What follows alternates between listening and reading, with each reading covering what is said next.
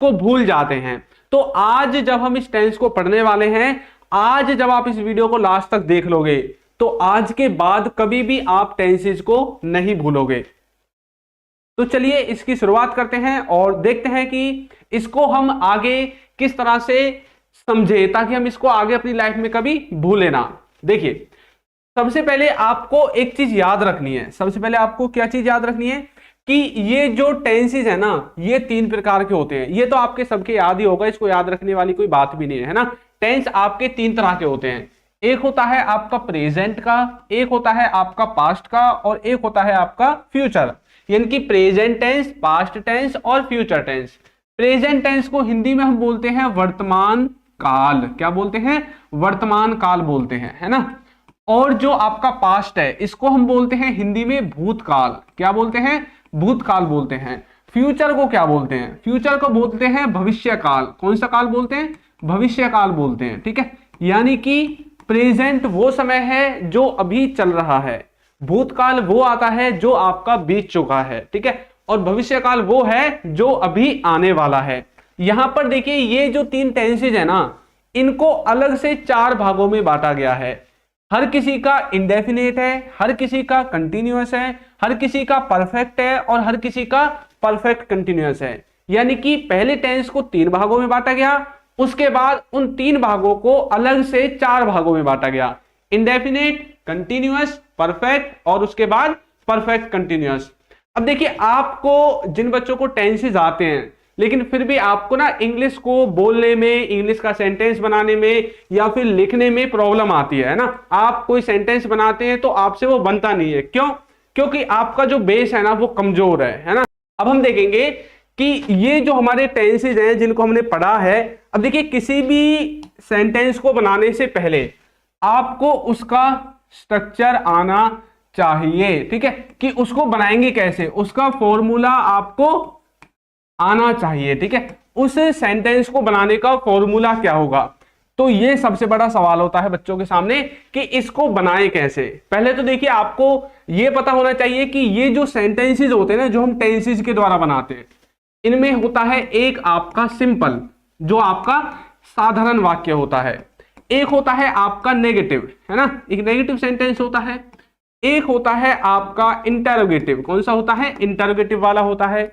और एक होता है आपका इंटरोगेटिव और नेगेटिव, इनका जो कॉम्बिनेशन होता है। तो ये टोटल आपके 4 तरह की सेंटेंसेस आप टेंसेस के अंदर बनाते हैं ना। अब तक आपने जो भी वीडियोस देखी होंगी उनमें से सिर्फ आपको हो सकता है कि सिंपल बनाना सिखाया हो, नेगेटिव ना बताया हो, इंटरोगेटिव ना बताया हो, लेकिन आज की इस वीडियो में ऐसा कुछ नहीं होगा। आपको पूरा कॉन्सेप्ट समझाया जाएगा, बेसिक से एडवांस लेवल तक होगा। सिर्फ आपको वीडियो को लास्ट तक देखना है, ठीक है। देखिए, जो आपका सिंपल सेंटेंस होता है उसको हिंदी में हम बोलते हैं साधारण वाक्य। जो नेगेटिव होता है उसको बोलते हैं नकारात्मक वाक्य। और जो इंटरोगेटिव होता है इसको बोलते हैं प्रश्नवाचक वाक्य।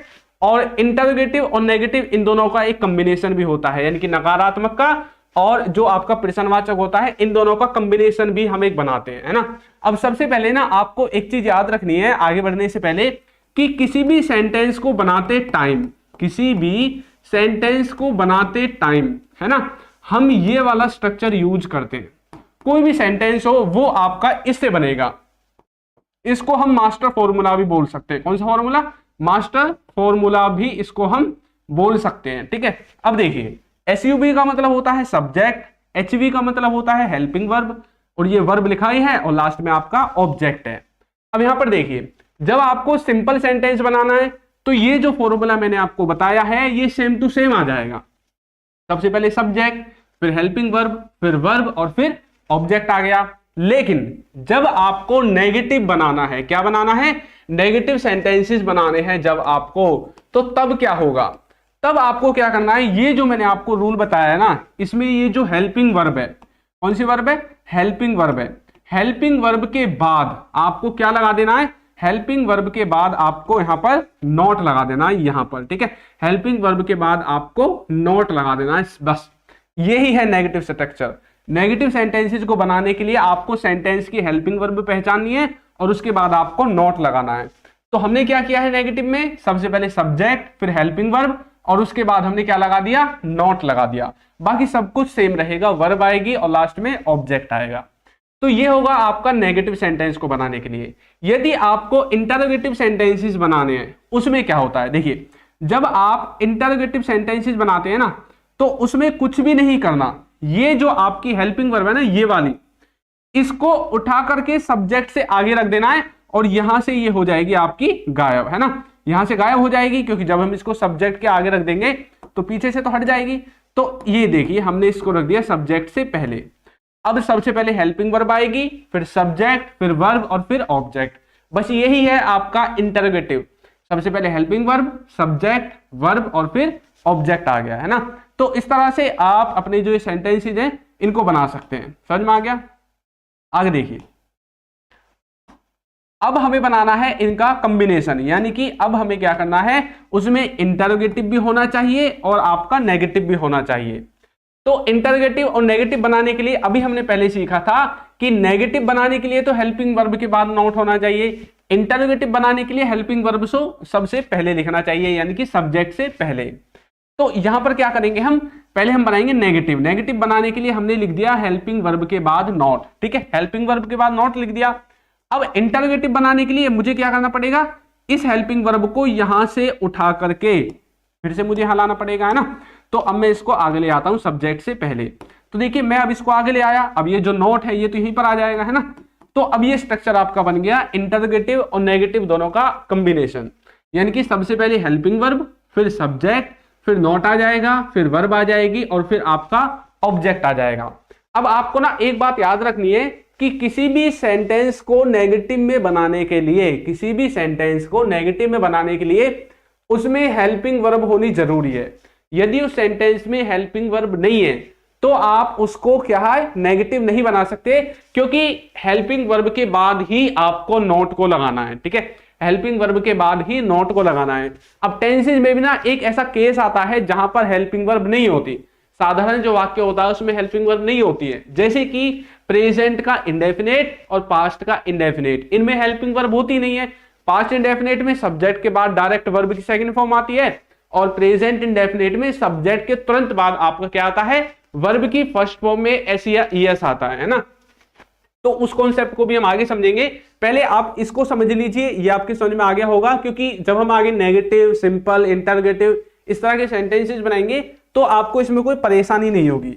अब देखिए, अब हम आगे देखने वाले हैं कि ये जो हेल्पिंग वर्ब है जिसके बारे में हम जिक्र कर रहे हैं, ये होते कौन कौन से वर्ड हैं।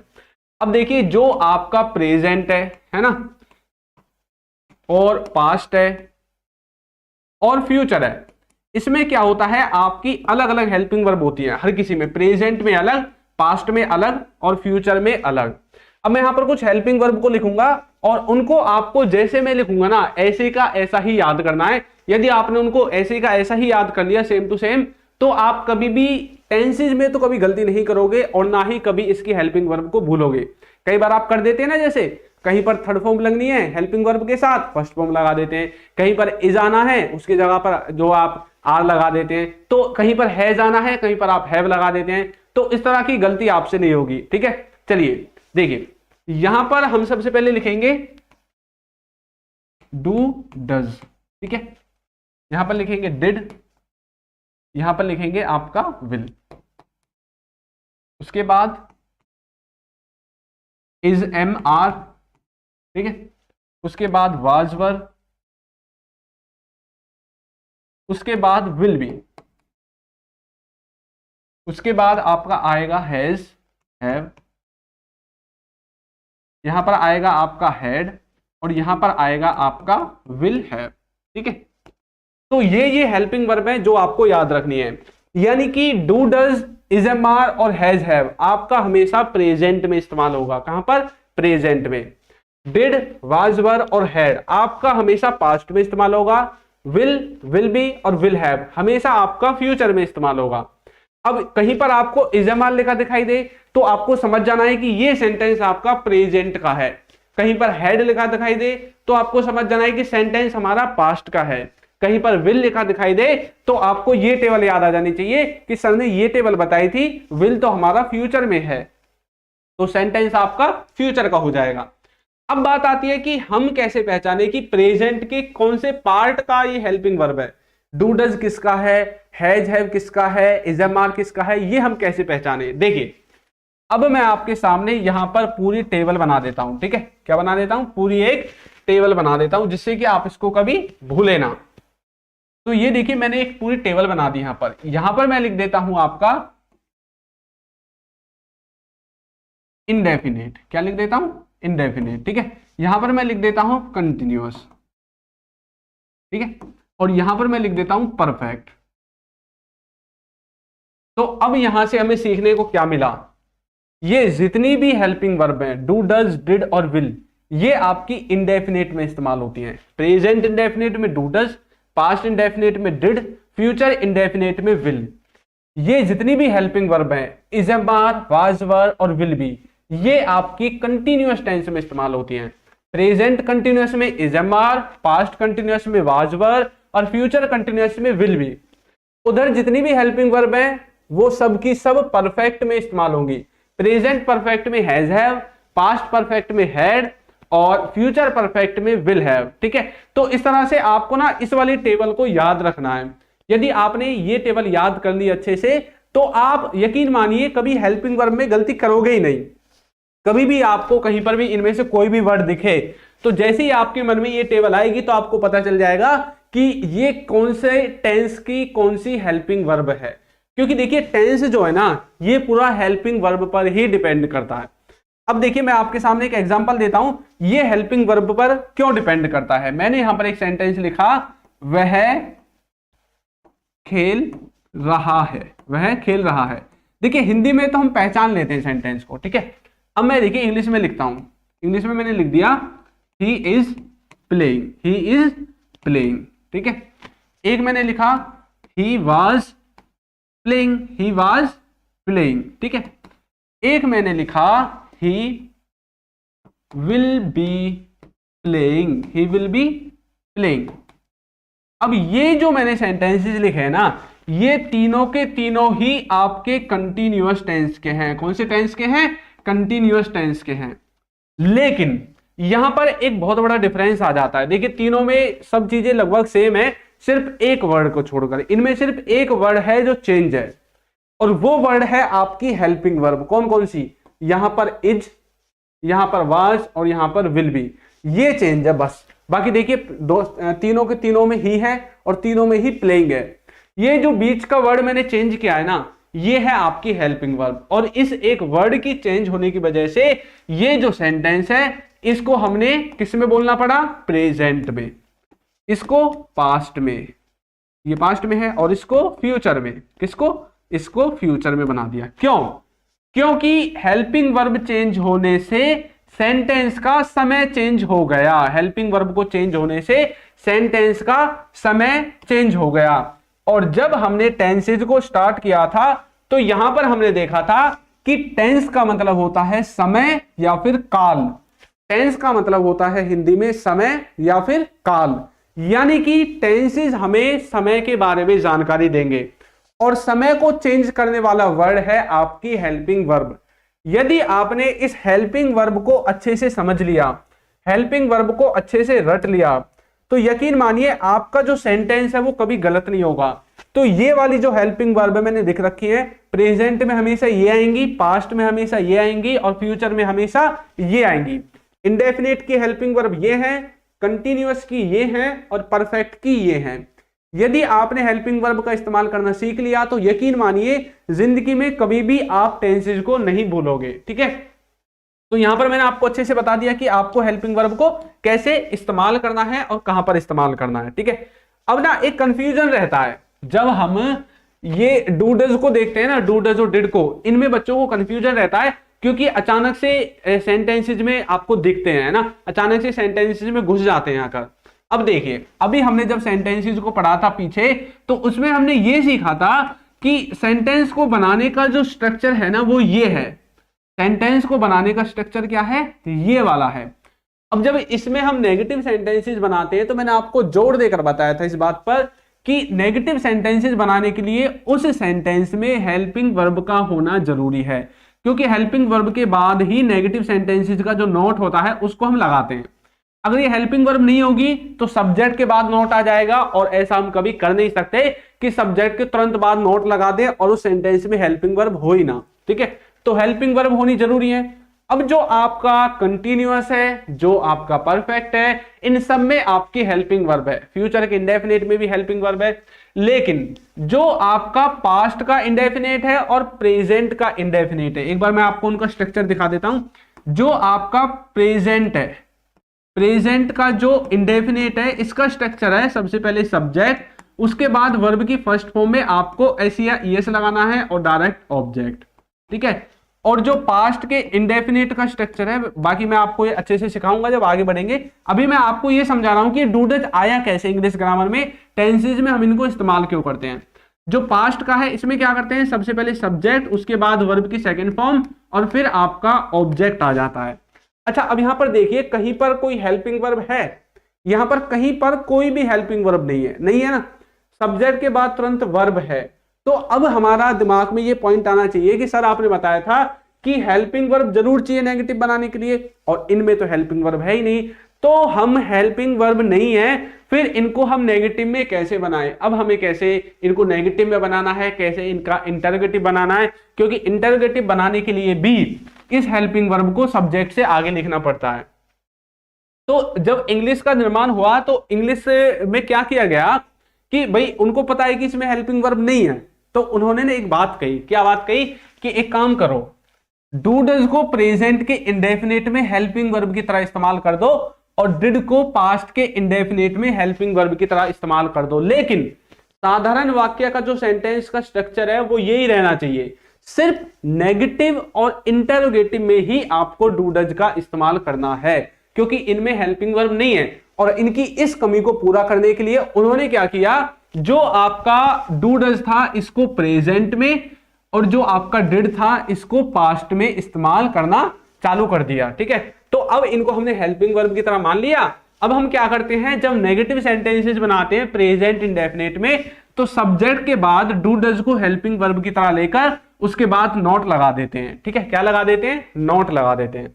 और जब हमें इंटरोगेटिव बनाना हो तो आपको पता है कि हेल्पिंग वर्ब को हम सब्जेक्ट से आगे लिख देते हैं, तो फिर हमने क्या किया, सब्जेक्ट से आगे इन दोनों हेल्पिंग वर्ब को लिख दिया। तो ये हो गया आपका इंटरोगेटिव का स्ट्रक्चर और ये हो गया आपका नेगेटिव का स्ट्रक्चर। तो इस तरह से ये डू डज जो है टेंसेस के अंदर लाए गए हैं।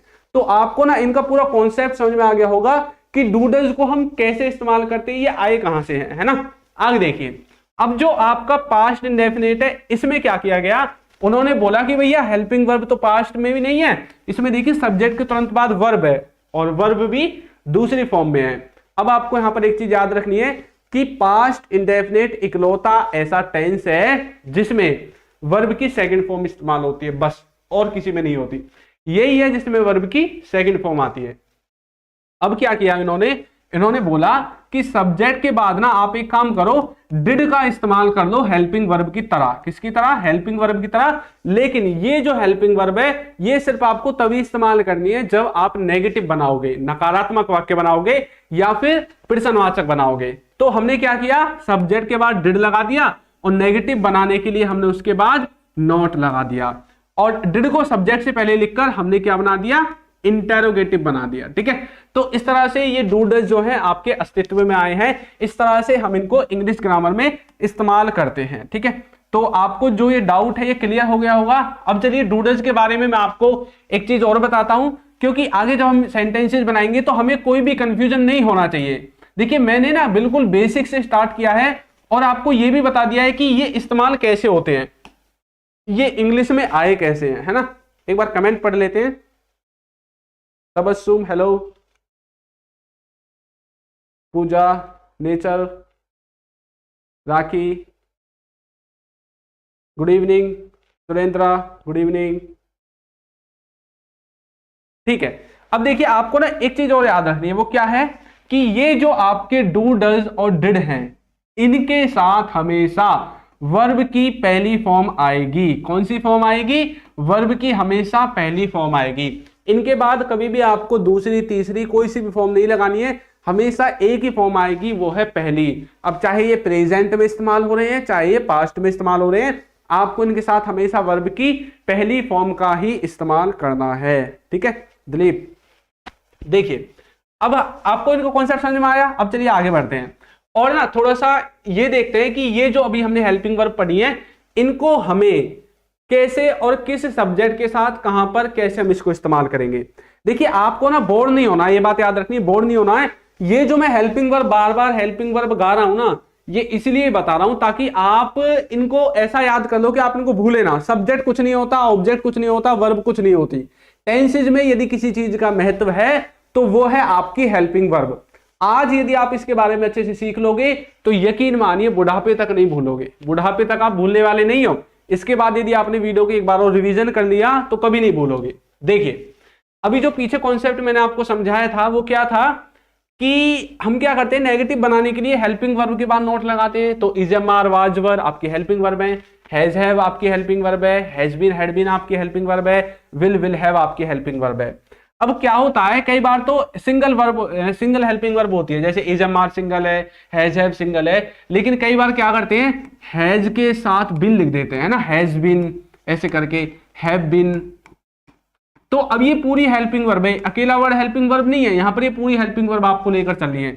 अब कुछ बच्चे क्या करते हैं, इसके बाद में आप नोट लगा देते हैं ना, इसके बाद में नोट लगा देते हैं, लेकिन ये गलत बात है। आपको इसके बाद नोट नहीं लगाना। ये जो पहला वर्ड होगा ना, हेल्पिंग वर्ब यदि 2 वर्ड की है तो उसमें पहले वाले वर्ड के बाद नोट लगाना है। किसके बाद लगाना है, पहले वाले वर्ड के बाद नोट लगाना है। तो हैज और बिन के बीच में नोट लगाओ, हैव और बिन के बीच में नोट लगाओ। जैसे कि देखिए यहां पर लिखा हुआ है हैज बीन और हैड बीन, इनमें हमने क्या किया है, हैज और बिन इन दोनों के बीच में नोट लगा दिया, यानी कि पहले वर्ड के बाद आपको नोट लगाना है। ठीक है, यहां पर देखिए विल बी, यहां पर भी 2 वर्ड है तो पहले वर्ड के बाद आपको नोट लगा देना है। विल हैव, यहां पर भी 2 वर्ड है, पहले वर्ड के बाद आपको क्या लगा देना है, नोट लगा देना है। ठीक है, इस चीज में आपको बिल्कुल भी गलती नहीं करनी है, जो आपका पहला वर्ड होगा उसके बाद आपको नोट लगाना है। अब चलिए ये सीखते हैं एक बार कि ये जितनी भी हेल्पिंग वर्ब है इनको हमें कौन कौन से सब्जेक्ट के साथ इस्तेमाल करना है, कौन कौन से सब्जेक्ट के साथ इस्तेमाल करना है। मैं ना आपको 4 वर्ड बताऊंगा, मैं आपको 4 वर्ड लिखवाऊंगा सिर्फ। ठीक है, वो 4 वर्ड हैं ये वाले, ही, सी, इट और किसी भी व्यक्ति का नाम। किसी भी व्यक्ति का नाम कुछ भी हो सकता है, किसी का नाम राहुल है, किसी का नाम दिलीप है ना, किसी का नाम विशाल है, तो किसी भी व्यक्ति का कुछ भी नाम हो सकता है। अब देखिए ये जो वर्ड हैं ये आपके सब्जेक्ट कहलाते हैं, ये आपको याद रखने हैं और इनको इंग्लिश में हम बोलते हैं, क्या बोलते हैं, थर्ड पर्सन सिंगुलर बोलते हैं। क्या बोलते हैं, थर्ड पर्सन सिंगुलर बोलते हैं। ठीक है, इनके साथ आपको 4 हेल्पिंग वर्ब याद रखनी है। कौन कौन सी, डज, ठीक है, उसके बाद आपकी आती है वाज, उसके बाद आता है आपका हैज और उसके बाद आती है आपकी इज। ठीक है, इन 4 वर्ड को याद कर लो और इन 4 वर्ड को याद कर लो, ये इनके साथ इस्तेमाल होंगे बस। इनके अलावा कुछ भी आपको दिखे उनको आपस में इस्तेमाल कर दो, हेल्पिंग वर्ब को याद रखने की ज्यादा जरूरत नहीं है। इन 4 वर्ड्स के साथ इन 4 वर्ड्स को इस्तेमाल कर लो। अब देखिए कुछ ऐसे हेल्पिंग वर्ब हैं जो किसी के भी साथ इस्तेमाल हो जाते हैं, जैसे कि विल। अब विल का कोई भी पार्ट हो सकता है, will, will be, will have been, कोई भी हो सकता है। एक है आपका हेड, क्या है, एक है आपका हेड और एक है आपका डिड। ये ऐसी हेल्पिंग वर्ब हैं जिनको आप सभी के साथ इस्तेमाल कर सकते हैं, कोई भी सब्जेक्ट क्यों ना हो, चाहे वो फर्स्ट पर्सन में आता है, सेकंड पर्सन में आता है, थर्ड पर्सन में आता है, सिंगुलर में आता है, प्लूरल में आता है, किसी में भी आता है, सबके साथ आप इन हेल्पिंग वर्ब को इस्तेमाल कर सकते हैं। अब एक बात और याद रखनी है कि आई के साथ हमेशा एम आता है, ये तो आपको याद ही होगा, आई के साथ हमेशा एम आता है और आई के साथ हम वाज का इस्तेमाल भी करते हैं, तो इसलिए आपको वाज का इस्तेमाल भी आई के साथ कर देना है। ठीक है, ये होता है हेल्पिंग वर्ब को इस्तेमाल करने का तरीका सब्जेक्ट के साथ, इनको आपको याद रखना है। ठीक है, इनको आपको याद रखना है। आगे देखिए, अब हम देखने वाले हैं शुरू से इंडेफिनेट टेंस को। अब हम शुरू से इंडेफिनेट टेंस को देखेंगे। इंडेफिनेट एक होता है डेफिनेट, एक होता है इनडेफिनेट। डेफिनेट मतलब जैसे आप बोलते हैं ना डेफिनेटली, मतलब कोई काम पूरी तरह से आपको ऐसा लगता है कि ये हो जाएगा, है ना, निश्चित है, पूरा काम निश्चित है। लेकिन इंडेफिनेट का मतलब होता है कि कोई काम अनिश्चित है, यानी कि वो निश्चित नहीं है ना। इंडेफिनेट का मतलब होता है कि वो निश्चित नहीं है, ठीक है, यानी कि अनिश्चित है। तो ये सब अनिश्चित है, जो सेंटेंसेस इनके अंदर आएंगे वो अनिश्चित होते हैं। अब प्रेजेंट के इंडेफिनिट को बनाने का रूल ये वाला है, पास्ट के इंडेफिनिट वाले को ये है, ठीक है, और फ्यूचर वाले के लिए ये वाला है। आपने एक चीज यहां पर देखी कि विल यानी कि हेल्पिंग वर्ब सिर्फ फ्यूचर में है, प्रेजेंट इंडेफिनिट और पास्ट इंडेफिनिट में हेल्पिंग वर्ब नहीं है। तो यहां पर नेगेटिव बनाने के लिए मैंने आपको पीछे बताया था, डू डज का इस्तेमाल करना है प्रेजेंट में और डिड का इस्तेमाल करना है पास्ट में, ठीक है।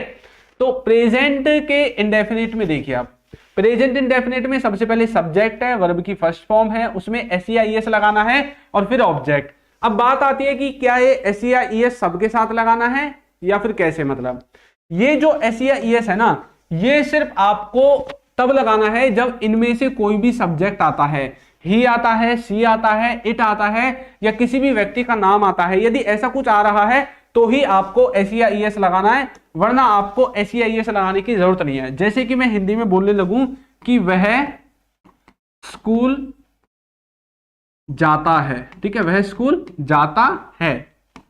अब वह को इंग्लिश में हमको बोलते हैं ही, तो ही आ गया। अब ही आया है तो हमें एस वर्ब में लगाना पड़ेगा, यानी कि ही, सी, इट और किसी भी व्यक्ति के नाम के साथ आपको एस लगाना है, उसके अलावा और किसी के साथ नहीं लगाना। अब मैं बोलने लगूं कि मैं जाता हूं, यदि मैं ऐसा बोल दूं कि मैं जाता हूं, अब मैं को इंग्लिश में बोलते हैं आई, तो आई तो आपका ही, सी, इट के अंदर आता ही नहीं है, तो इसमें आपको एस नहीं लगाना है, इसके बाद डायरेक्ट आपको वर्ब लगा देनी है। जाने को गो कहते हैं, तो इसमें आपको देखिए एस नहीं लगाना। लेकिन वह जाता है तो यहां पर आपको ये जो वर्ब है ना, इसमें आपको एस लगाना पड़ेगा। क्या लगाना पड़ेगा? एस लगाना पड़ेगा। अब कुछ बच्चे एक चीज में और कंफ्यूज होंगे कि सर हमसे ना ये नहीं पता चलता कि सब्जेक्ट क्या है, ऑब्जेक्ट क्या है, वर्ब क्या है, हेल्पिंग वर्ब क्या है। देखिए मैं आपको एक बार बता देता हूं कि सब्जेक्ट, ऑब्जेक्ट, हेल्पिंग वर्ब है क्या चीज। 2 मिनट लगेगा, मुझे कोई दिक्कत नहीं है। देखिए सब्जेक्ट का मतलब होता है काम को करने वाला, काम करने वाला। अब आपके सेंटेंस में जो भी काम को करता है वो ही आपका सब्जेक्ट है। हेल्पिंग वर्ब क्या करती है? समय के बारे में बताती है, समय के बारे में बताती है, समय के बारे में, ठीक है, बताती है, ज्ञान देती है, ठीक है, समय के बारे में ज्ञान देती है, ठीक है। हेल्पिंग वर्ब हमें समय के बारे में बताएगी। जो वर्ब है ये होता है सब्जेक्ट के द्वारा किया गया काम, सब्जेक्ट के द्वारा किया गया काम, ठीक है। हेल्पिंग वर्ब क्या होती है? किया गया काम। जो आपकी वर्ब है ये सब्जेक्ट के द्वारा किया गया काम होता है। ऑब्जेक्ट क्या होता है? जिस पर इस काम का असर पड़े, काम का असर पड़े, ठीक है, काम का असर पड़े। आपका जो काम है, जो उसको करता है, वही आपका सब्जेक्ट कहलाता है। अब मैं यहां पर क्या काम कर रहा हूं इतनी देर से? मैं आपको पढ़ाने का काम कर रहा हूं, तो मैं कौन हूं? मैं सब्जेक्ट हूं। आपकी मम्मी सो रही होगी, आपका भाई टीवी देख रहा होगा, आपके पापा जी मोबाइल चला रहे होंगे। तो काम को जो भी कर रहा है ना, जब आप नाम किसी भी व्यक्ति की तरफ जब आप देखते हैं तो वही उस काम का सब्जेक्ट होगा। यदि वो किसी काम को कर रहा है, वो रिसीव नहीं करना चाहिए। अब रिसीव करना क्या होता है? देखिए ये है एक व्यक्ति, ठीक है, ये है एक व्यक्ति, इसका नाम है, चलिए बाद में बात करते हैं इसका नाम क्या है। एक व्यक्ति ये है। अब क्या हो रहा है? ये जो व्यक्ति है ना, ये वाला, ये क्या कर रहा है और ये वाला व्यक्ति क्या कर रहा है? देखिए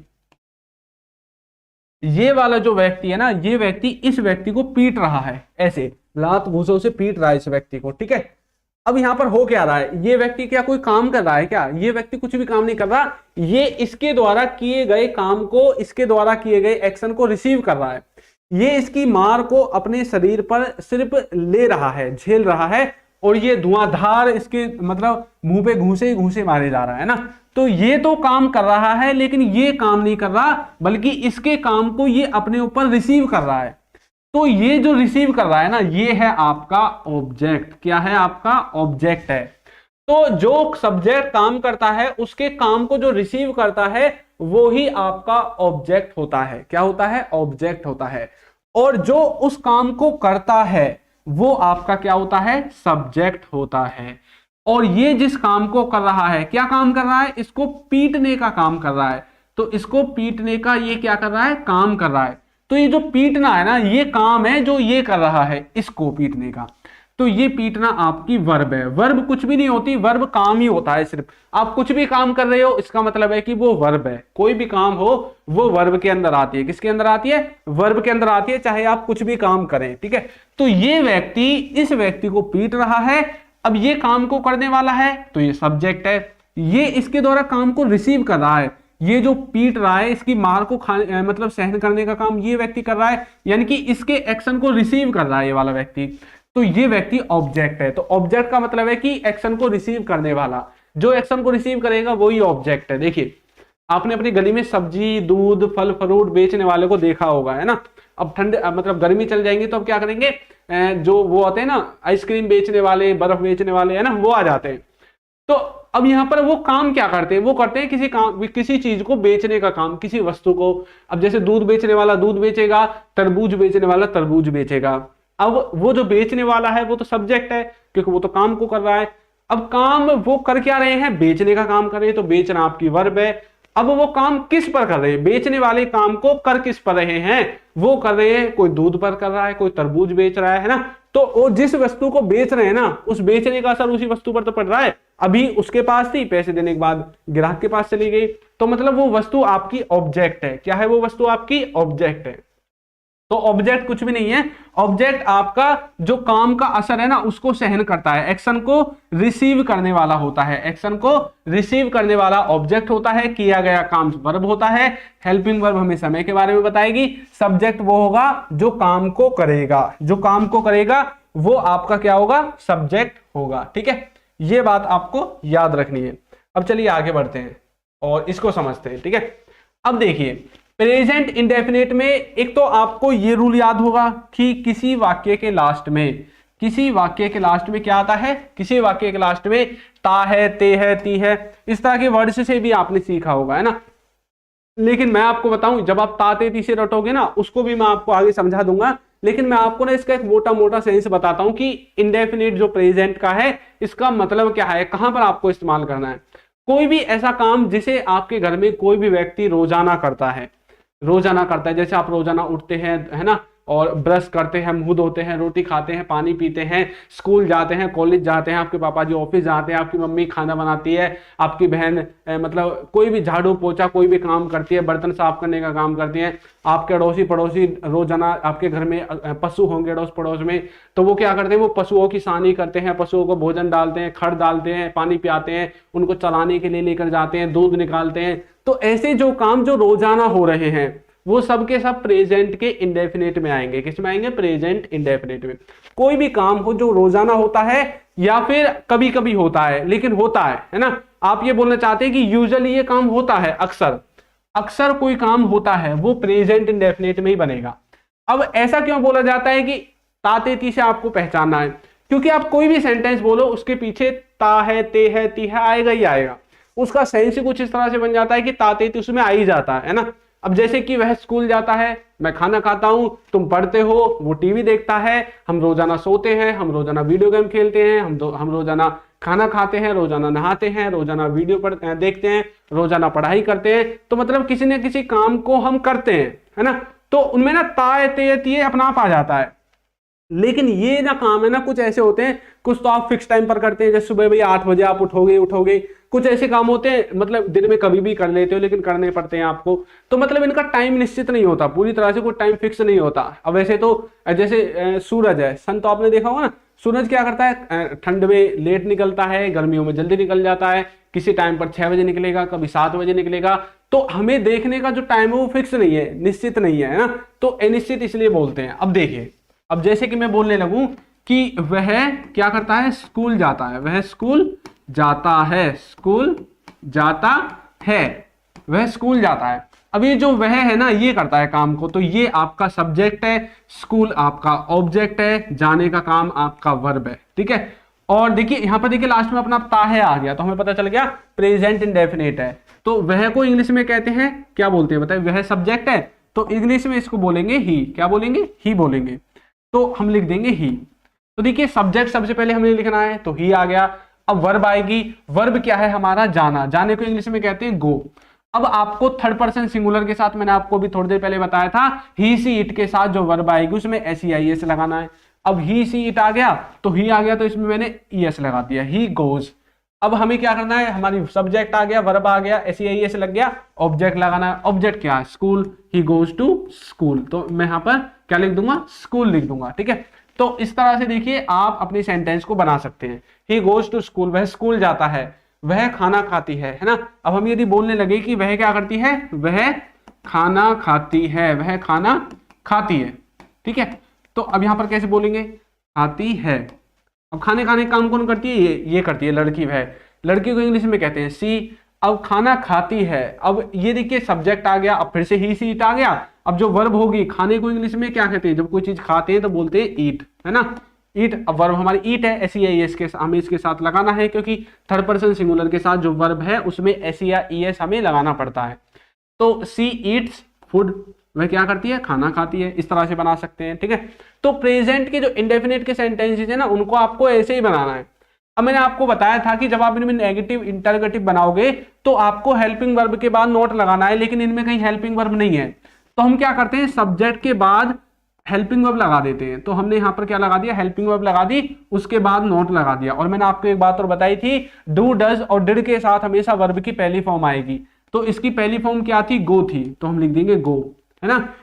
ही डज नॉट गो टू, अब यहाँ लास्ट में जो है आपका स्कूल आ जाएगा, he does not go to school. ठीक है, और शी डजंट ईट फूड। इस तरह से आप नेगेटिव सेंटेंसेज इनके बना सकते हैं। कितने बच्चों को ये चीजें समझ में आ गई जो मैंने अभी बताई है कि आपको सेंटेंसेज कैसे बनाने हैं, नेगेटिव सेंटेंस कैसे बनाना है। कितने बच्चों को समझ में आई है, जल्दी से बताइए एक बार। सुधा, ज्योति, तबस्सुम,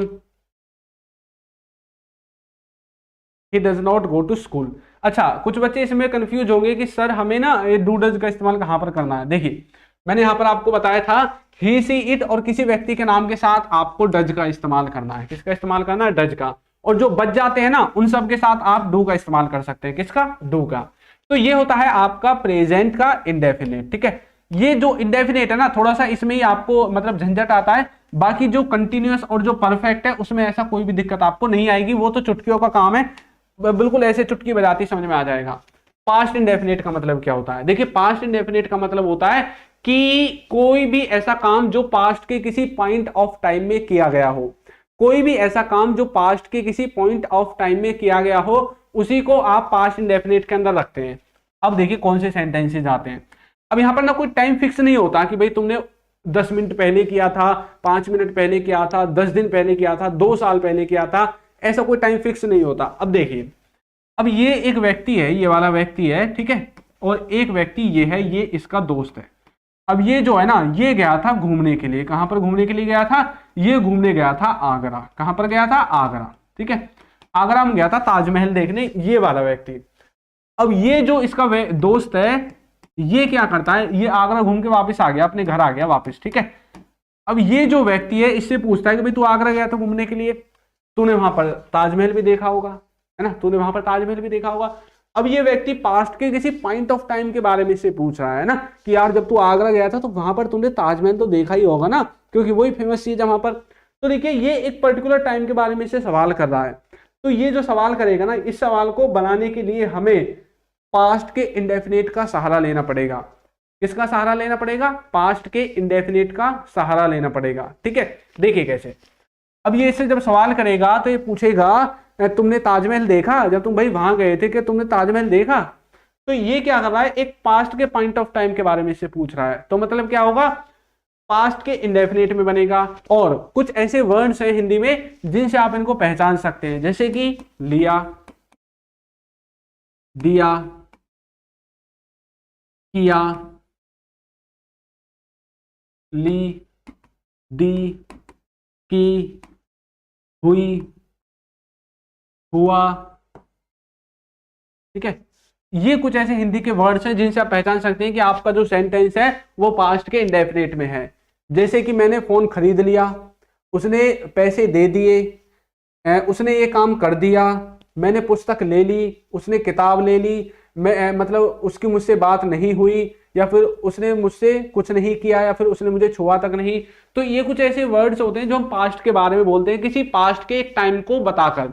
तो यदि आप किसी पास्ट के एक टाइम के बारे में बात कर रहे हैं ना, तो आपको पास्ट के इंडेफिनिट का इस्तेमाल करना है, ठीक है। अब देखिए आप इस्तेमाल कैसे करेंगे, आप सेंटेंसेज को कैसे बनाएंगे, ये देखिए पहले आपको सेंटेंसेज को बनाना कैसे है।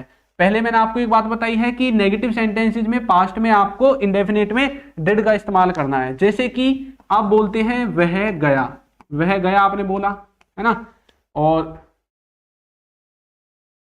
उसने खेला, ठीक है, मैंने खाना खाया,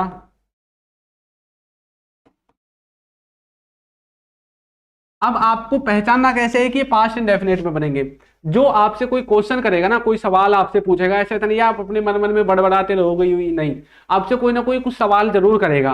तो यदि वो सवाल पास्ट के किसी एक पॉइंट ऑफ टाइम को ध्यान में रखकर करे, कि जैसे तुमने अभी खाना खाया या नहीं खाया, है ना, तो मतलब यदि वो पास्ट के बारे में पूछ रहा है, भाई तुमने खाना खाया, ठीक है, तो मतलब वो पास्ट के बारे में पूछ रहा है, वह गया, अब मतलब पास्ट के किसी पॉइंट ऑफ टाइम के बारे में आपको बताना है, और उसने खेला, मतलब आप किसी से बोल रहे हैं कि भाई उसने भी खेला क्या, मतलब पास्ट के बारे में पूछ रहे हैं ना, तो मतलब सेंटेंस को पास्ट इंडेफिनिट में बनाना है।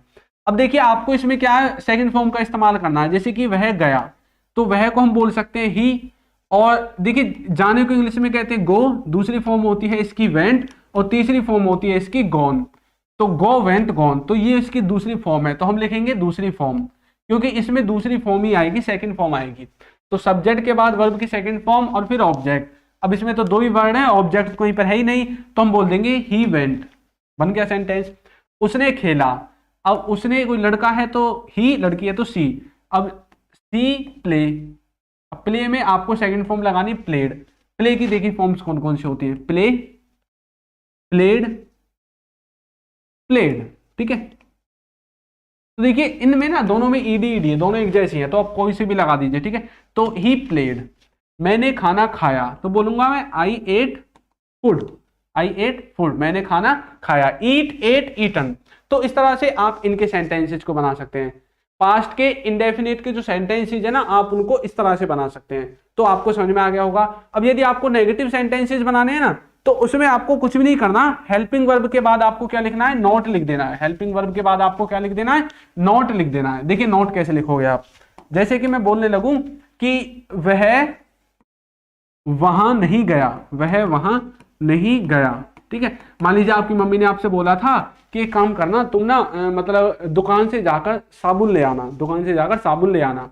आप गए नहीं, आपकी मम्मी आ गई वापस, उन्हें बोला तुम अब तक गए नहीं क्या, दुकान से साबुन लेने नहीं गए क्या, उन्होंने बोला वह वहां नहीं गया, मतलब वो दुकान पर नहीं गया, शॉप पर नहीं गया, तो वह को बोलते हैं ही, ठीक है। अब नेगेटिव बनाने के लिए हमें क्या करना है, डिड का इस्तेमाल करना है। पास्ट का जो इंडेफिनिट उसमें हम डिड का इस्तेमाल करते हैं, और डिड के बाद लगाते हैं नॉट, ही डिड नॉट। अब इसके बाद डिड के बाद आपको पता है वर्ब की पहली फॉर्म आती है, जो भी इसमें वर्ब होगी वो वर्ब की पहली फॉर्म आएगी।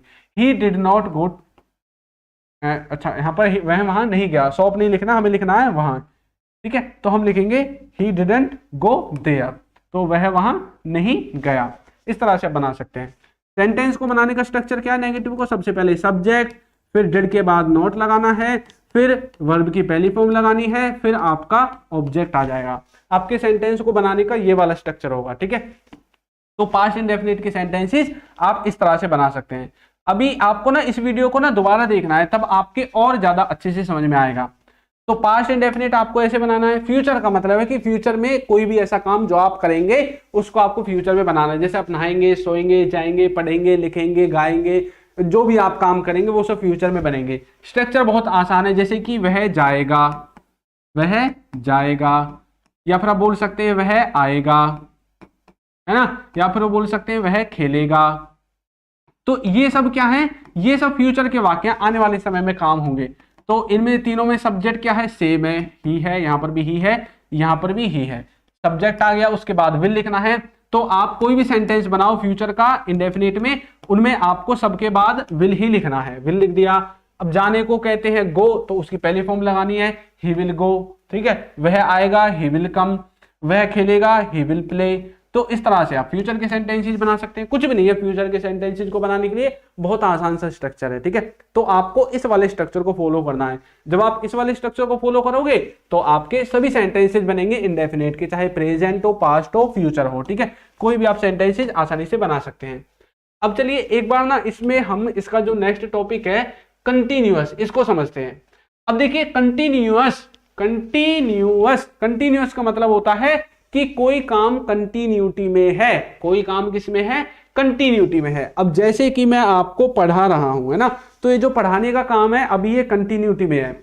आप वीडियो को देख रहे हैं ये भी कंटिन्यूटी में है, आपका भाई मोबाइल चला रहा है ये भी कंटिन्यूटी में है, आपके पापा जी टीवी देख रहे हैं ये भी कंटिन्यूटी में है, आपकी मम्मी जी सीरियल देख रही होंगी ये भी कंटिन्यूटी में है, आप खेल रहे हैं तो ये भी कंटिन्यूटी में है, आप इंस्टाग्राम चला रहे हैं तो ये भी कंटिन्यूटी में है, आप यूट्यूब चला रहे हैं ये भी कंटिन्यूटी में है।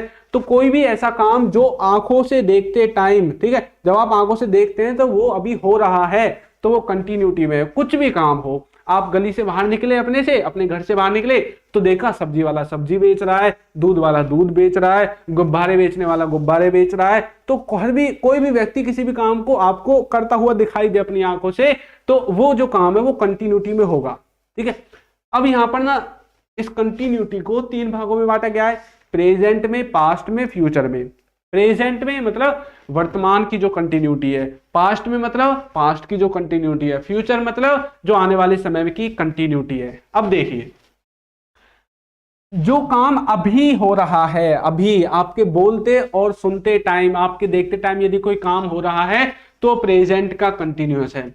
अच्छा एक बात बताइए, मान लीजिए कि ये कोई गली है, आपकी ये कोई गली है और आप यहां से आप निकल कर गए थे, ठीक है, यहां से आप जा रहे थे और जब आप जा रहे थे ना तो आपने क्या देखा कि एक व्यक्ति है और ये व्यक्ति क्या कर रहा है, ये व्यक्ति बेचारा सब्जी बेच रहा है। क्या कर रहा है, सब्जी बेच रहा है, अपने ठेले को लेकर इधर उधर घूम रहा है, सब्जी ले लो सब्जी ले लो ऐसे घूम रहा है ना।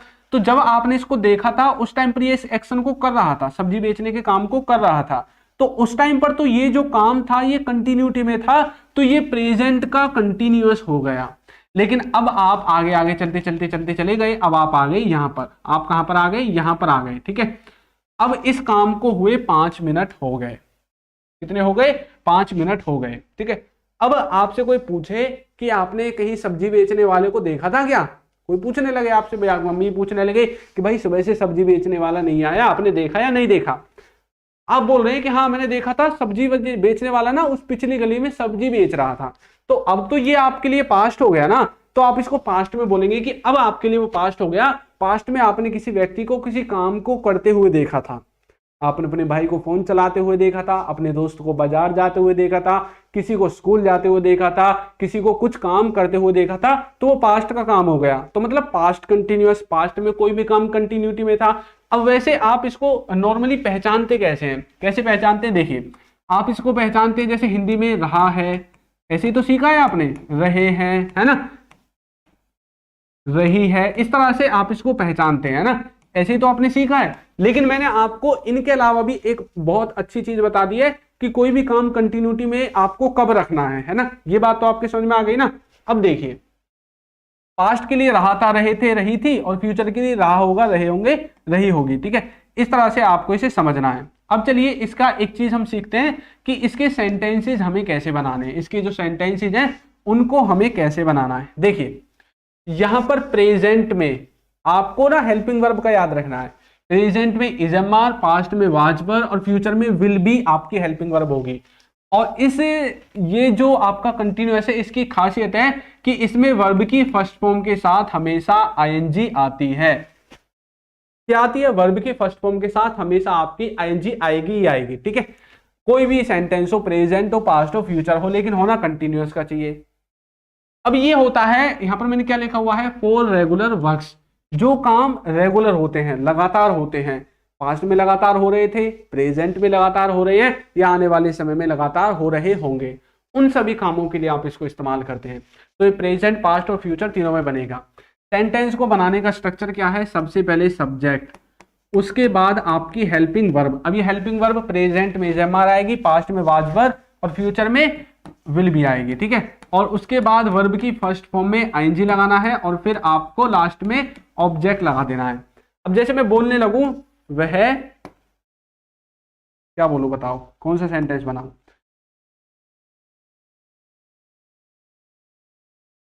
यहां पर बनाते हैं कि वह खेल रहा है। मान लीजिए आप दो भाई हैं और आपका जो छोटा भाई है उसका दोस्त आ गया, उसने पूछा कि भाई आपका भाई कहां पर है। आपने बोला भाई वो तो खेल रहा है, वो तो खेल रहा है, अभी खेल रहा है, प्रेजेंट में खेल रहा है। पास्ट के लिए बोलेंगे तो कैसे बोलेंगे, वह खेल रहा था। क्या बोलेंगे, वह खेल रहा था। तो पास्ट के लिए आप रहा था लगाएंगे। फ्यूचर के लिए क्या बोलेंगे, वह खेल रहा होगा, वह खेल रहा होगा। ठीक है, फ्यूचर के लिए आप ऐसा बोलेंगे। तो एक ही सेंटेंस को देखिए, अब हम तीन टेंसेज में कैसे बनाएंगे। वह खेल रहा है, वह यानी कि सब्जेक्ट, तो तीनों में आपका सब्जेक्ट क्या आएगा, सेम आएगा, क्योंकि खेलने का काम एक ही व्यक्ति कर रहा है। अब उसके बाद हेल्पिंग वर्ब, प्रेजेंट में इज एम आर में से लेना है, पास्ट में से वाज वर्ब में, और फ्यूचर में विल बी। तो ही के साथ प्रेजेंट में इज एम आर में से इज आता है तो इज लिख दिया, यहां से वाज आता है तो वाज लिख दिया। यहां पर तो ऐसा कोई है ही नहीं कंपैरिजन करने के लिए, तो पूरा विल बी आ जाएगा, है ना। तो विल बी यहां पर पूरा आ गया। अच्छा, ऐसा होता है क्यों, पहले एक बात समझिए। देखिए, सबसे पहले सब्जेक्ट, हेल्पिंग वर्ब, उसके बाद वर्ब, ठीक है, और उसके बाद आपका क्या आता है, ऑब्जेक्ट आता है। अब यहां पर क्या होता है, ये जो हेल्पिंग वर्ब है ना, कई बार यहां पर हैज हैव आ जाता है, कई बार यहां पर आपका वाज वर आ जाता है ना, वाज वर भी आ सकता है कई बार आपका आ जाता है इज एम आर भी आ जाता है कई बार, है ना। अब कई बार अकेला डिड आ जाता है, कई बार अकेला विल आ जाता है। तो देखिए यहां पर होता क्या है कि सब्जेक्ट के साथ हमेशा हमें एक ही हेल्पिंग वर्ब इस्तेमाल करनी है, लेकिन यहां पर तो दो है। तो हमारे पास ऑप्शन है कि सब्जेक्ट के हिसाब से हम कौन सी लगाएं। तो ये सब्जेक्ट ने क्या बोला कि भाई ऐसा काम कर, ही सी इट जो सब्जेक्ट आएगा ना उसके साथ तो ना आप हैज लगा दो, बाकी जो है सबके साथ हैव लगा दो। यहां पर भी ऐसे ही ऑप्शन है, यहां पर तो तीन हेल्पिंग वर्ब है तो इन्होंने भी अपना अपना डिसाइड कर लिया। अब बच गए बेचारे डिड और विल। इन्होंने बोला भैया हमारे पास तो कोई है ही नहीं जिससे हम कंपैरिजन करें, जिसके बारे में बोले भैया मेरे को उसके साथ इस्तेमाल कर लो और इसको उसके साथ इस्तेमाल कर लो। तो इनमें तो कोई चॉइस करने का ऑप्शन ही नहीं है। तो उन्होंने बोला ऐसा करो, हमें सबके साथ लगा दो, कोई दिक्कत नहीं है, हमको कोई परेशानी नहीं है किसी से, सबके साथ हमें लगा दो। तो इसलिए हम सबके साथ लगा देते हैं, ठीक है। तो इज वाज विल भी आपको समझ में आया ना, कैसे हमने हेल्पिंग वर्ब को सब्जेक्ट के साथ इस्तेमाल किया। अब हमने क्या किया है, हमने कर दिया है हेल्पिंग वर्ब तक। अब वर्ब में आईएनजी, यहां पर क्या है, खेलने का काम हो रहा है। तो देखिए सब में ही वर्ब के साथ आईएनजी लगेगी। वर्ब क्या है, खेलने को इंग्लिश में कहते हैं प्ले, और प्ले में लगानी है आईएनजी, प्लेइंग। यहां पर भी प्लेइंग आएगा, ठीक है, और यहां पर भी प्लेइंग ही आएगा, ठीक है, लिख दिया। He is playing, he was playing, he will be playing। वह खेल रहा है, खेल रहा था, खेल रहा होगा। तो देखिए सब में सब्जेक्ट सेम है, वर्ब भी सेम है, डिफरेंस कहां पर है, हेल्पिंग वर्ब पर डिफरेंस है। तो हेल्पिंग वर्ब के चेंज होने से सेंटेंस का समय चेंज हो जाता है, हेल्पिंग वर्ब को चेंज होने से सेंटेंस का समय चेंज हो जाता है, ठीक है। तो ये बात आपको याद रखनी है। ज्योति यादव मुझे समझ में आ गया, इतना बार टाइप मत करो, ठीक है। तो सब्जेक्ट की हेल्पिंग वर्ब को चेंज होने से समय चेंज हो जाता है। तो आपको हेल्पिंग वर्ब पर फोकस करना है, कंटिन्यूअस के सभी सेंटेंसेज ऐसे ही बनेंगे। अब बात आ जाती है परफेक्ट वाले सेंटेंसेज की। परफेक्ट, परफेक्ट, एक बार बोलिए फिर से, परफेक्ट। परफेक्ट मतलब कोई काम परफेक्ट है, या तो वो परफेक्टली खत्म हो गया है या परफेक्टली शुरू हो गया है। कोई भी ऐसा काम हो जो परफेक्टली खत्म हो गया है या परफेक्टली शुरू हो गया है।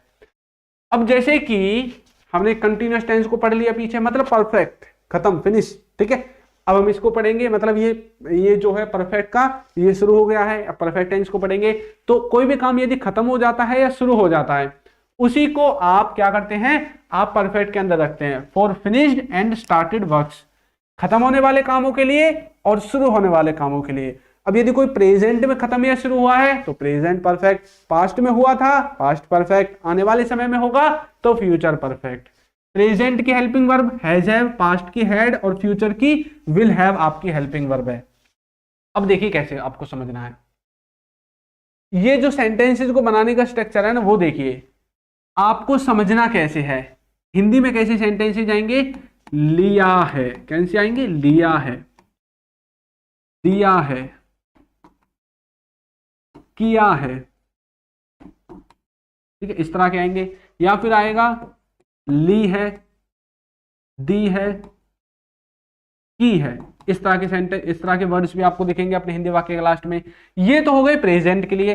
पास्ट में कुछ भी नहीं होगा, था आ जाएगा, लिया था, दिया था, किया था, ली थी, दी थी, की थी। फ्यूचर में क्या हो जाएगा, होगा आ जाएगा, लिया होगा, किया होगा, दिया होगा, की होगी, दी होगी, की होगी, है ना। एक वर्ड और है जो आज तक आपने सुना है, वो है ये चुका। चुका है प्रेजेंट के लिए, चुका था पास्ट के लिए, और चुका होगा फ्यूचर के लिए। ठीक है,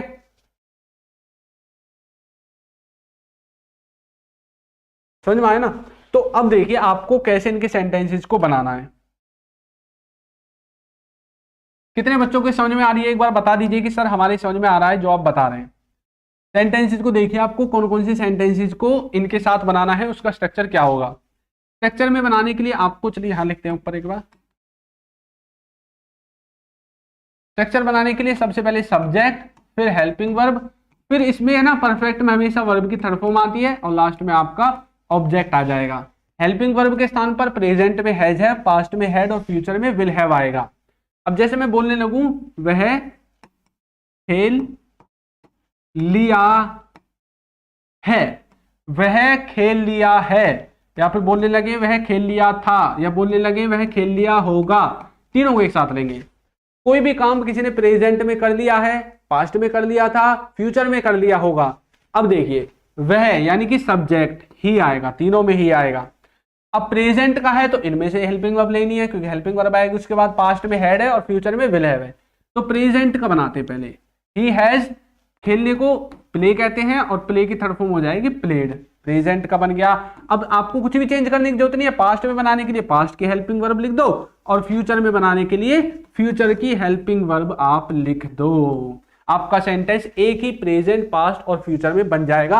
आपको कुछ भी इसमें चेंज करने की जरूरत नहीं है। ठीक है, कुछ भी आपको चेंज करने की जरूरत नहीं है, सिर्फ आपको हेल्पिंग वर्ब को चेंज करने की जरूरत है। कोई भी ऐसा काम जो प्रेजेंट में हुआ है प्रेजेंट परफेक्ट, पास्ट में हुआ था पास्ट परफेक्ट, फ्यूचर में होगा फ्यूचर परफेक्ट। लेकिन अगर आपको एक ही सेंटेंस को अलग अलग बदलना है तो आपको सिर्फ उसकी हेल्पिंग वर्ब चेंज करनी है। अब यहां पर यदि हम हैज के स्थान पर हैड लिख दें तो पूरा सेंटेंस आपका पास्ट में बन जाएगा। आपको और कुछ भी सब्जेक्ट और जो आपकी वर्ब है ऑब्जेक्ट उनको चेंज करने की जरूरत नहीं है, आपको सिर्फ हेल्पिंग वर्ब को चेंज करने की जरूरत है। यदि आप इनके स्थान पर विल हैव लिख दें तो पूरा सेंटेंस आपका फ्यूचर में बन जाएगा। तो इस तरह से आप इनको बना सकते हैं। अब ना सबसे ज्यादा जो प्रयोग में आता है वो होता है प्रेजेंट का इंडेफिनेट। कौन सा होता है? प्रेजेंट का इंडेफिनेट। इसमें देखिए जैसे आपसे कोई पूछने लगे क्या आपने वो फिल्म देखी है, क्या आपने वो फिल्म देखी है, कोई आपसे ऐसे पूछने लगे कि भैया क्या आपने वो फिल्म देखी है। कोई फिल्म हो सकती है जैसे बाहुबली है, बाहुबली तो आप सबने देख रखी होगी ना।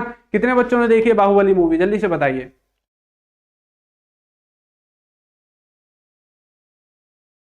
कितने बच्चों ने देखी है बाहुबली मूवी, एक बार बोलिए सर मैंने देखी है। सुधा यादव, ओके ठीक है। अब आपसे कोई पूछने लगे कि क्या आपने बाहुबली देखी है, तो इसका मतलब है कि आपसे वो प्रेजेंट तक ही पूछ रहा है कि आपने अब तक अपनी जिंदगी में, अच्छा मायरा, सुधा, मंगेश, मैंने देखी है बालाहाट, ओके ठीक है, मैंने देखी है लखन, आयुष, ज्योति, अर्श, सुमित, सुमित नहीं SMIT, अच्छा राहुल, यूसुफ, मतलब आप सबने देखी है। ठीक है, अब देखिए आपसे कोई पूछने लगे कि आपने बाहुबली देखी है, तो इसका मतलब है कि वो आपसे प्रेजेंट तक ही पूछ रहा है कि अपनी लाइफ में अब तक आपने कुछ देखा है। आपसे पूछने लगे आपने ताजमहल देखा है, लाल किला देखा है, नहीं देखा, है ना। मतलब प्रेजेंट में अब तक आपसे कोई पूछने लगे कि आपने प्रेजेंट तक ये चीजें देखी हैं क्या, मतलब प्रेजेंट तक आपके अनुभव के बारे में पूछ रहा है, आपके एक्सपीरियंस के बारे में पूछ रहा है। अब तक आपने प्रेजेंट में कोई चीज एक्सपीरियंस की है या नहीं की है, तो उसको बनाने के लिए आपको प्रेजेंट के परफेक्ट की सहायता लेनी पड़ेगी। किसकी सहायता लेनी पड़ेगी? प्रेजेंट के परफेक्ट में ऐसे सेंटेंसेस बने हैं, क्या आपने वो फिल्म देखी है, तो आप बोलोगे have you watched that film या फिर मूवी। क्या आपने वो मूवी देखी है? Have you watched that movie? तो आपको प्रेजेंट परफेक्ट की सहायता लेनी पड़ेगी। सेंटेंस तो उसका है इंटरोगेटिव का, तो इसलिए हमने इसको इंटरोगेटिव वाले स्ट्रक्चर से बनाया है। सबसे पहले हेल्पिंग वर्ब, फिर सब्जेक्ट, फिर ऑब्जेक्ट। देखिए कैसे, सबसे पहले हेल्पिंग वर्ब, सब्जेक्ट, वर्ब की थर्ड फॉर्म और फिर ऑब्जेक्ट। ये है आपके इंटरोगेटिव सेंटेंसेस को बनाने का स्ट्रक्चर, जो कि मैंने आपको जब ये वीडियो स्टार्ट की थी तभी बता दिए थे कि नेगेटिव कैसे बनेंगे, इंटरोगेटिव कैसे बनेंगे, कॉम्बिनेशन कैसे बनेगा और सिंपल सेंटेंसेस आपको कैसे बनाने हैं। तो ये बात तो आपके समझ में आ गई होगी। ठीक है, अब आगे बढ़ते हैं। एक होता है आपका perfect continuous tense. Perfect continuous tense यानी कि कोई काम परफेक्टली शुरू हो गया था पास्ट में और कुछ समय कंटिन्यूटी में रहा। पास्ट में कोई काम परफेक्टली शुरू हो गया था और कुछ समय किस में रहा? कंटिन्यूटी में रहा। कुछ समय किस में रहा? कंटिन्यूटी में रहा। देखिए, ये कोई काम था, मान लीजिए कि ये कोई व्यक्ति है, ये वाला कोई व्यक्ति है, ये वाला व्यक्ति, इसने क्या किया? सुबह के 7 बजे, सुबह के 7 बजे ये निकला है कहाँ के लिए? दिल्ली के लिए, कि भैया मुझे तो दिल्ली जाना है। कहाँ जाना है? दिल्ली जाना है। अभी है ये फिलहाल बिहार में। कहाँ पर है? बिहार में है। अब इसने क्या किया? भाई सुबह 7 बजे निकल गया, सुबह निकला है 7 बजे, अभी चल रहा है, चल रहा है, चल रहा है, चल रहा है, चल रहा है, चल रहा है, चल रहा है, ठीक है, और अभी चल ही रहा है, दिल्ली पहुंचा ही नहीं है, मान लीजिए यहाँ पर है, ठीक है। अब इसको बज गए हैं शाम के 8, चलते चलते दिल्ली पहुंचने में टाइम लगता है बिहार से, ठीक है। तो अब ये क्या है, 8 बज गए, बेचारे का मुंह भी लटक गया। अब इसने शुरू कब किया था? देखिए सुबह के 7 बजे शुरू किया था और रात के 8 बज गए हैं, बेचारा अब तक पहुंचा ही नहीं है दिल्ली। तो मतलब किसी समय से पास्ट में कोई काम शुरू हुआ और यदि वो अभी भी कंटिन्यूटी में है तो प्रेजेंट का परफेक्ट कंटिन्यूअस, पास्ट में कंटिन्यूटी में था, पास्ट का परफेक्ट कंटिन्यूअस, आने वाले समय में कंटिन्यूटी में होगा तो फ्यूचर का परफेक्ट कंटिन्यूअस। कितने लोगों को ये बात समझ में आई है जो मैंने अभी आपको बताई है? कितने लोगों को समझ में आई है? एक बार वीडियो को लाइक कर दीजिए सभी बच्चे, जिन्होंने अभी तक लाइक नहीं किया है वीडियो को लाइक कर दीजिए। इतना अच्छा कॉन्सेप्ट आपको कोई भी नहीं बताएगा, ये मैं ऐसी बातें बता रहा हूं जो आप कभी भूलोगे नहीं, है ना। इन चीजों का भूलोगे नहीं कभी भी, जो जिस तरह से मैं आपको बता रहा हूं, है ना। कितने बच्चों को समझ में आया है? SMT, मायरा, ज्योति, ओके। क्या 3 ही बच्चों को समझ में आया क्या? बस 168 बच्चे हैं, उनमें से 3 को समझ में आया क्या? स्वाति, सुधा, नमन, ऑफिशियल, राहुल, मायरा, सुधा, अब्दुल, अरमान, वेरी गुड। मतलब सभी बच्चों को समझ में आ गया है ना। तो आपको जो मैंने अभी बताया ना, समझ में आया ना आपको परफेक्ट कंटीन्यूअस टेंस को पहचानना कैसे है। अब देखिए ये बना कैसे है, ये तो हो गया इसका सेंस कि आप इसको पहचानोगे कैसे अपनी रियल लाइफ में। अब इसका सेंस क्या है? देखिए यहां पर लिखा हुआ है perfect continuous, perfect continuous tense, ठीक है। तो यहां पर इन्होंने क्या किया कि भैया ये दो टेंसेज का, ये दोनों अलग अलग टेंसेज भी तो है, परफेक्ट अलग है, कंटीन्यूअस अलग है।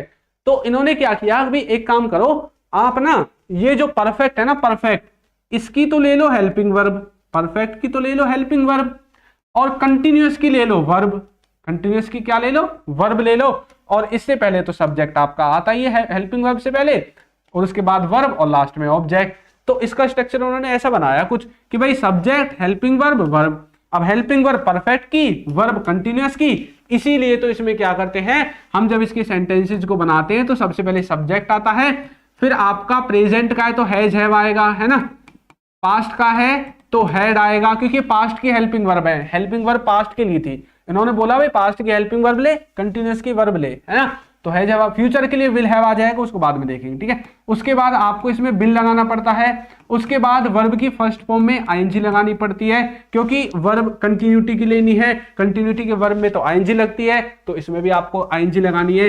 उसके बाद अब इसमें एक और चीज है, इसमें ना सिंस और फॉर का इस्तेमाल भी करते हैं, मैं आपको बताऊंगा आपको सिंस फॉर का इस्तेमाल कैसे करना है। प्रेजेंट में हैज हैव, पास्ट में हैड और फ्यूचर में विल हैव हेल्पिंग वर्ब लगेगी, है ना। तो देखिए अभी मैंने आपको जो सेंस से समझाया था ना, पास्ट में कोई काम स्टार्ट हुआ, पास्ट का स्टार्ट हुआ, और यदि अभी कंटिन्यूटी में है तो प्रेजेंट परफेक्ट कंटिन्यूअस, पास्ट में कंटिन्यूटी में था तो पास्ट परफेक्ट कंटिन्यूअस, और फ्यूचर में कंटिन्यूटी में होगा तो future perfect continuous. Since for का कॉन्सेप्ट समझिए, सिंस फॉर है क्या? सिंस फॉर, ये सिंस फॉर कुछ भी नहीं है, जो सिंस है ये क्या बताता है? सिंस बताता है टाइम ड्यूरेशन को। क्या बताता है? टाइम ड्यूरेशन को बताता है। हिंदी में बोलते हैं समय अवधि। क्या बोलते हैं हिंदी में? समय अवधि। ये आपको समय अवधि के बारे में बताएगा। समय अवधि का मतलब टाइम ड्यूरेशन, 2 घंटे से, 2 दिनों से, 2 महीनों से, 2 सप्ताहों से, 2 सालों से, है ना, 2 जन्मों से, है ना, 7 जन्मों से, बोलते ना, क्या 7 जन्मों का नाता है ना। तो मतलब समय अवधि एक टाइम ड्यूरेशन बता रहा है। लेकिन ये जो सेंस है ये फिक्स टाइम बताएगा। कौन सा टाइम बताएगा? फिक्स टाइम बताएगा। जैसे कि 2 बजे से, ये बताएगा 2 बजे से, और ये बताएगा 2 घंटों से। क्या बताएगा? 2 घंटों से, 2 घंटों से। मतलब ये तो देखिए टाइम ड्यूरेशन अपना आप ही पता चल रहा है, एक समय सीमा बताई गई है 2 घंटों से। कब से काम कर रहा है? 2 घंटों से कर रहा है। उसने आपको सिर्फ ये बताया कब से कर रहा है, 2 घंटों से। ये बता रहा है फिक्स टाइम कि कब से कर रहा है, ये फिक्स टाइम बता रहा है कि भैया इसने 2 बजे से स्टार्ट किया। अब जैसे ही आप उससे पूछोगे कि भैया 2 बजे से स्टार्ट किया, तो मैं अपना समझ जाऊंगा कि कितना टाइम हो गया काम करते करते हुए, है ना। लेकिन ये आपको बता रहा है, जैसे कंपनी में बोलते हैं ना भैया 8 घंटे काम करना पड़ेगा, 8 घंटे काम करना पड़ेगा, उससे पहले कोई छुट्टी नहीं है ना। मतलब टाइम ड्यूरेशन बता रहा है 4। सिंस बता रहा है एक निश्चित समय। ठीक है, सिंस क्या बता रहा है? एक निश्चित समय बता रहा है। नमन, ठीक है, समझ में आ गया ना आपको सिंस 4 का इस्तेमाल कैसे करना है। ये अब देखिए मैं आपको ना एक प्रॉपर डेफिनेशन इनकी लिख देता हूं ताकि आप इनके नोट्स भी बना सकें। क्या बना सकें? नोट्स बना सकें। ठीक है, आगे आपको कोई दिक्कत ना है। देखिए सिंस में लगेगा 2 बजे से, 2 दिनों से, 2 महीनों से, ठीक है, 2 सालों से, 2 सालों से, या फिर ऐसा भी बोल सकते हैं 5 तारीख से, 10 तारीख से, 5 नवंबर से, 10 नवंबर से, कोई फिक्स टाइम भी बता सकते हैं। और क्या बताएगा? 2 घंटों से, 2, अच्छा यहां पर ना ये महीने मत लिखो आप, यहां पर ये महीने नहीं आएंगे। ठीक है, ये दिन में नहीं आएंगे, ये उल्टा सीधा लिख दिया। यहां पर क्या है? 2 बजे से, और आपको ना यहाँ पर फिक्स टाइम बताना है। ये जो चीजें थी ये गलती से मैंने यहाँ की यहाँ लिख दी थी। इसमें क्या है? आपको एक फिक्स टाइम बताना है, जैसे 2 बजे से, 5 नवंबर से या 5 मई से, कोई भी महीना हो सकता है ना। और आप बोल सकते हैं सोमवार से, कोई भी दिन हो सकता है, सोमवार, मंगल, बुध, बृहस्पति, कोई भी दिन हो सकता है। ठीक है, और आप बोल सकते हैं जैसे कि आप बोल सकते हैं 15 तारीख से, आपके जो मंथ की कोई भी 15 तारीख होती है उससे आप बोल सकते हैं। या फिर आप बोल सकते हैं सुबह से, शाम से, दोपहर से। ठीक है, ये सब आपके सेंस से बनेंगे। और से कौन से बनेंगे? 2 घंटों से, 2 दिनों से, 2 महीनों से। ठीक है, ये आपके 4 के द्वारा बनेंगे। ठीक है, तो ये पहले मैंने नीचे का समझ को ऊपर लिख दिया था। ठीक है, तो आपको इस तरह से इनको याद करना है। ठीक है, आपको इनमें कोई भी गलती नहीं होनी चाहिए। अब चलिए स्टार्ट करते हैं एक बार इसके बनाना। अब जैसे कि यहां पर मैंने सेंटेंसेस लिखे हैं, क्या लिखा हुआ है? इनको पहले काट देते हैं यहां से, है ना, वरना ये डिस्टरबेंस करते हैं, फिर बाद में लिखने नहीं देते बोर्ड पे। देखिए यहां पर मैंने लिखा हुआ है सुबह से टीवी देख रहा है। कोई व्यक्ति है, उससे आप बोल रहे हैं कि भैया वो क्या कर रहा है? हमने बोला कि वह सुबह से टीवी देख रहा है। वो क्या कर रहा है? सुबह से टीवी देख रहा है। ये जो काम है ना, उसने सुबह स्टार्ट किया था टीवी को देखने का, और अब भी वो क्या कर रहा है? टीवी को देख ही रहा है। सुबह उसने काम स्टार्ट किया था और अब भी वो टीवी देख ही रहा है। तो मतलब अभी भी काम चल रहा है, प्रेजेंट परफेक्ट कंटिन्यूअस। तो बोलेंगे ही हैज बीन वॉचिंग, अब यहां पर क्या देख रहा है? टीवी, तो यहां पर लिख देंगे TV. He has been watching TV since morning, वह सुबह से टीवी देख रहा है। यदि पास्ट का बनाना है तो ये हैज के स्थान पर सिर्फ आपको क्या लगाना है? हैड लगाना है। वह सुबह से टीवी देख रहा था। फ्यूचर का बनाना है तो सिर्फ आपको विल हैव लगाना है। ठीक है, तो इस तरह से आप किसके सेंटेंसेस बना सकते हैं? परफेक्ट कंटिन्यूअस टेंस के सेंटेंसेस आप बना सकते हैं आसानी से। ठीक है, अब चलिए आपको ना मैं एक बार थोड़ा सा रिवीजन करवा देता हूं। प्रेजेंट टेंस को 4 भागों में बांटा गया है, indefinite, continuous, perfect, perfect continuous. यदि आपको इनको रटना है, शॉर्ट फॉर्म में रटना है, तो देखिए आपके सामने लिखा हुआ है। इंडेफिनिट को पहचानने के लिए ता है, ते है, ती है, इस तरह के वर्ड्स मिलेंगे।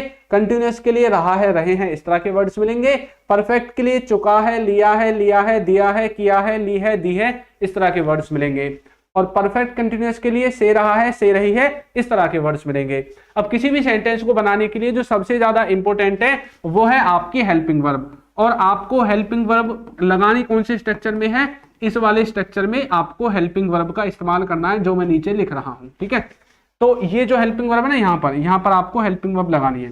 प्रेजेंट में क्या लगानी है आपको, देखिए प्रेजेंट में तो है नहीं, इंडेफिनिट में है ना, तो वर्ब की फर्स्ट फॉर्म में ऐसी आई ऐसे, ये तो है नहीं, तो इसमें इजम मार है, क्या है इसमें इजम मार है, तो इसमें आपकी जो हेल्पिंग वर्ब है वो रहेगी इजम मार। इजम मार आपको यहाँ लगानी है और वर्ब की फर्स्ट फॉर्म में आईएनजी आपको यहाँ लगानी है कंटिन्यूअस में। परफेक्ट में आपको हैज हैव हेल्पिंग वर्ब लगानी है और उसके बाद वर्ब की थर्ड फॉर्म लगानी है। और जो परफेक्ट कंटिन्यूअस है इसमें हैज हैव के साथ आपको बिल लगाना है और उसके बाद वर्ब की फर्स्ट फॉर्म आपको आईएनजी के साथ लगानी है वर्ब में। तो ये तो हो गया प्रेजेंट टेंस पहचानने के लिए। यदि आपको स्क्रीनशॉट लेना है तो ले लीजिए, कोई दिक्कत नहीं है, ठीक है। चलिए आगे बढ़ते हैं। अब आ जाता है पास्ट। पास्ट को भी 4 भागों में है, indefinite, continuous, perfect, perfect continuous. Indefinite को पहचानने के लिए कोई काम किया, लिया, गया, ली, दी, ये सब आपके परफेक्ट मतलब इंडेफिनिट के, पास्ट के। कंटिन्यूअस का मतलब है कोई काम कर रहा था पास्ट में, है, तो ये कंटिन्यूअस हो गया, रहा था, रहे थे। परफेक्ट का मतलब है चुका था, लिया था, ली थी, दी थी, ये परफेक्ट के आ गए। परफेक्ट कंटिन्यूअस से रहा है, से रहे हैं, ये परफेक्ट कंटिन्यूअस के आ गए। इसमें वर्ब की सेकंड फॉर्म लगती है, इसमें आपकी वाज वर्ब हेल्पिंग वर्ब है, उसमें आईएनजी लगेगी, हेड के साथ वर्ब की थर्ड फॉर्म लगानी है और हेड बीन आपको यहाँ पर लगाना है। ये हो गया परफेक्ट का। और ये आपके फ्यूचर के हो गए। फ्यूचर में जितनी भी आपकी हेल्पिंग वर्ब है सब में हैव, विल तो आएगा ही आएगा, ठीक है। विल से आप पहचान सकते हैं कि आपका जो सेंटेंस है वो किसमें है, फ्यूचर का है। किसमें है आपका सेंटेंस, फ्यूचर का है। तो ये बात ना आपको याद रखनी है। तो आपको ना एक बार मैं इस वाला जो ये वाला जो टेबल है ये और देख लीजिए, इसका स्क्रीनशॉट ले लीजिए, क्योंकि अब हम करने वाले हैं प्रैक्टिस, ठीक है। अब हम क्या करने वाले हैं, प्रैक्टिस करने वाले हैं। प्रेजेंट में ये वाले हेल्पिंग वर्ब है, पास्ट में ये वाले हेल्पिंग वर्ब है, फ्यूचर में ये वाली है, इंडेफिनिट में ये, कंटिन्यूअस में ये, परफेक्ट में ये वाले हेल्पिंग वर्ब लगेंगे, ठीक है। एक बार जल्दी से आप इनका स्क्रीनशॉट ले लीजिए ताकि आपको आगे कभी दिक्कत ना आए, ठीक है। राव साहब 11th का पेपर दे रहा हूं, अच्छा ठीक है, जल्दी से ले लीजिए स्क्रीनशॉट, ले लिया। अब चलिए आगे बढ़ते हैं और थोड़ी सी प्रैक्टिस करते हैं। क्या करते हैं, प्रैक्टिस करते हैं।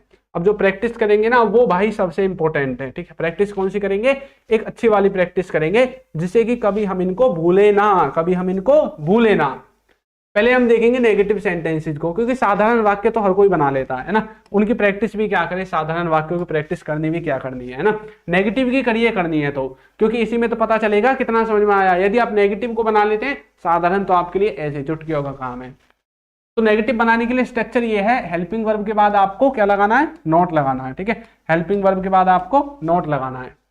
तो वह घर नहीं जा रहा था, पास्ट के कंटिन्यूअस का है कि पास्ट में कोई व्यक्ति कहीं पर नहीं जा रहा था। किसका है, पास्ट के कंटिन्यूअस का सेंटेंस है। किसका सेंटेंस है, पास्ट के कंटिन्यूअस का सेंटेंस है कि कोई व्यक्ति पास्ट में कहीं पर नहीं जा रहा था, लेकिन ये नेगेटिव का है तो हेल्पिंग वर्ब के बाद नोट लगाएंगे। अब पास्ट का जो कंटिन्यूअस है उसमें हम वाज वर्ब का इस्तेमाल करते हैं हेल्पिंग वर्ब की तरह, और इसके बाद वर्ब की फर्स्ट फॉर्म में हमें आईएनजी लगानी पड़ती है। तो कैसे बोलेंगे, he was not going home, वह घर नहीं जा रहा था, ठीक है।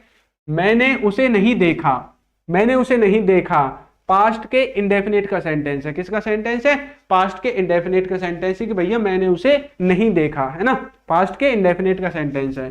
तो पास्ट के इंडेफिनिट का सेंटेंस बनाने के लिए नेगेटिव हमें डिड के बाद नोट लगाना पड़ता है। डिड हमें एक्स्ट्रा वर्ड लेना पड़ेगा, ये आपको पता होगा। आपने एक काम करो, अब जब दोबारा आप इस वीडियो को देखो ना, आप इसके नोट्स बनाना और फिर आपको कोई कंफ्यूजन नहीं होगा। जिन भी बच्चों को कोई कंफ्यूजन है तो I did not see him, मैंने उसको नहीं देखा। ये जो डिड है, डू डज और डिड तीनों, इन सब के साथ वर्ब की हमेशा पहली फॉर्म आती है। मैं खेल नहीं रहा हूं, किसी ने आपसे पूछा भाई क्या कर रहे हो, खेल रहे हो क्या, आपने बोला भाई मैं नहीं खेल रहा हूं, प्रेजेंट कंटिन्यूअस है, नेगेटिव तो है ही, तो नेगेटिव पढ़ रहे हैं, मैं नहीं खेल रहा हूं। आई एम नॉट प्लेइंग, किसका सेंटेंस है, प्रेजेंट के कंटिन्यूअस का है, हेल्पिंग वर्ब लगेगी इज एम आर में से कोई एक आएगी, उसके बाद वर्ब की फर्स्ट फॉर्म में आपकी आईएनजी आ जाएगी। क्या आ जाएगी, वर्ब की फर्स्ट फॉर्म में आईएनजी आ जाएगी।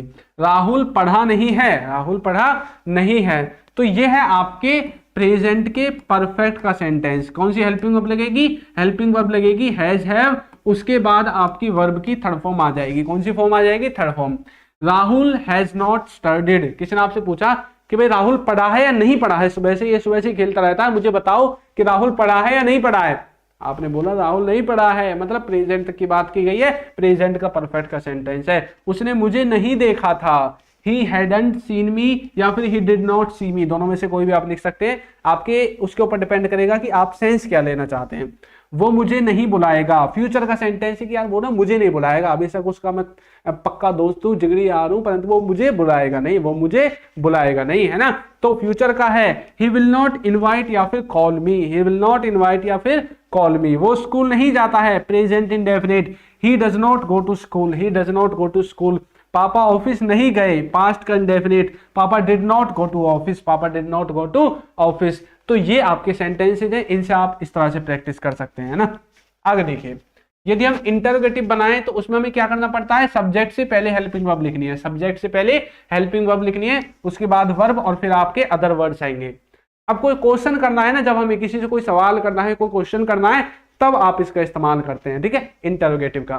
सेंटेंस बनाने के लिए हेल्पिंग वर्ब को सबसे पहले लिखना है। देखिए, क्या वह घर जा रहा था, क्या वह घर जा रहा था, आप किसी से पूछ रहे हैं कि भैया क्या वो घर जा रहा था, क्या वो घर जा रहा था, आप किसी से पूछ रहे हैं कि भैया क्या वो घर जा रहा था। कौन सा सेंटेंस है, पास्ट का कंटिन्यूअस, हेल्पिंग वर्ब वाजिबल लगेगी, उसके साथ आईएनजी लगेगी, है ना। मिस्टर दीपक पांडे, हेलो, ठीक है। देखिए, was he going home, was he going home, क्या वो घर जा रहा था, क्या मैंने उसे देखा, did I see him, did I see him, क्या मैंने उसे देखा, क्या मैं खेल रहा हूं, am I playing, am I playing, क्या मैं खेल रहा हूं। यह है पास्ट के इंडेफिनिट का, यह है पास्ट के कंटिन्यूअस का, यह है प्रेजेंट के कंटिन्यूअस का। क्या राहुल ने पढ़ाई की है, पास्ट पर present perfect, has Rahul studied, present का perfect, has Rahul studied, present का परफेक्ट। मैंने कैसे पहचाने ये सेंटेंस प्रेजेंट के हैं, पास्ट के हैं, मैंने देखी इंग्लिश की हेल्पिंग वर्ब, इंग्लिश की हेल्पिंग वर्ब जो मैंने आपको बताई थी ना, इज मार वाजवर हैज हैव हैड, उनको देखकर पहचाने जाते हैं कि कौन सा सेंटेंस किसका है ना, कौन सा सेंटेंस किसका है। क्या उसने मुझे देखा था, हैड ही सीन मी या फिर डिड ही सी मी, इस तरह से बना सकते हैं। क्या वो मुझे बुलाएगा, विल ही इनवाइट या फिर कॉल मी। क्या वो स्कूल जाता है, does he go to school, does he go to school, क्या वो स्कूल जाता है। क्या पापा ऑफिस गए, डिड पापा गो टू ऑफिस, डिड पापा गो टू ऑफिस, ठीक है। इस तरह से आपको ये जो सेंटेंसेज है ना, इनको बनाना है, ये जितने भी सेंटेंसेज आपको इस तरह से बनाना है। आपको कुछ भी नहीं करना, आपको सिर्फ हेल्पिंग वर्ब याद रखनी है और सेंटेंस का जो स्ट्रक्चर है वो आपको याद रखना है, सेंटेंस का स्ट्रक्चर आपको याद रखना है, ठीक है। तो अब ये जो है ना, ये इंटरोगेटिव और नेगेटिव दोनों का मिक्स है। तो यहां पर आपको क्या करना है, सब्जेक्ट के बाद जो है ना आपको क्या लगाना है, नोट लगाना है, ठीक है। सब्जेक्ट के बाद यहां पर आपको नोट लगाना है, ठीक है।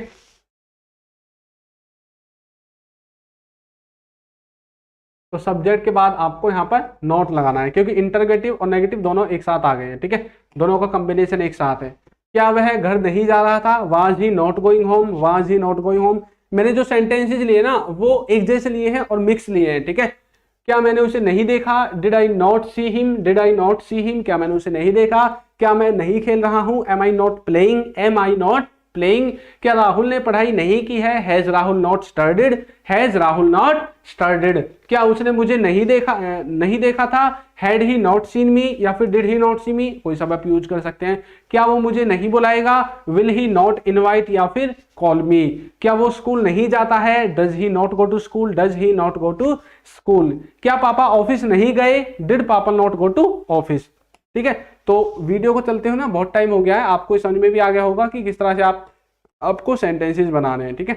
अब देखिए, ये जहां से मैं आपको बता रहा हूं ना कि आपको सेंटेंस कैसे बनाने हैं, नेगेटिव इंटरोगेटिव, तो ये वाला वो स्ट्रक्चर है। मैंने आपको बता दिया था कि इन स्ट्रक्चर को आप इस्तेमाल करके नेगेटिव बना सकते हैं, सिंपल बना सकते हैं, इंटरोगेटिव बना सकते हैं। ये कुछ नहीं है, एचबी का मतलब है हेल्पिंग वर्ब, एसयूबी का मतलब है सब्जेक्ट, ऑब्जेक्ट तो आपको समझ में ही आ रहा है, ठीक है। इस तरह से आपको इन्हें आगे पीछे करना है और आपका सेंटेंस नेगेटिव हो, इंटरोगेटिव हो, कोई भी हो, आप इनके द्वारा उन सेंटेंसेस को बना सकते हैं आसानी से, ठीक है। कोई दिक्कत नहीं है, कोई समस्या नहीं है, कोई परेशानी नहीं है। अब चलिए आगे बढ़ते हैं और आपकी प्रैक्टिस के लिए मैं आपको एक सेंटेंस देता हूं, देखते हैं कितने बच्चे इसको बना पाते हैं। वह बाजार गया है, वह कहां गया है, बाजार गया है, कहां गया है, बाजार गया है, वह बाजार गया है। आपको बताना है कि इसकी इंग्लिश क्या होगी, इसकी इंग्लिश क्या होगी, वह बाजार गया है। इसकी इंग्लिश क्या होगी, कौन से टेंस का है, कौन सी हेल्पिंग वर्ब लगेगी।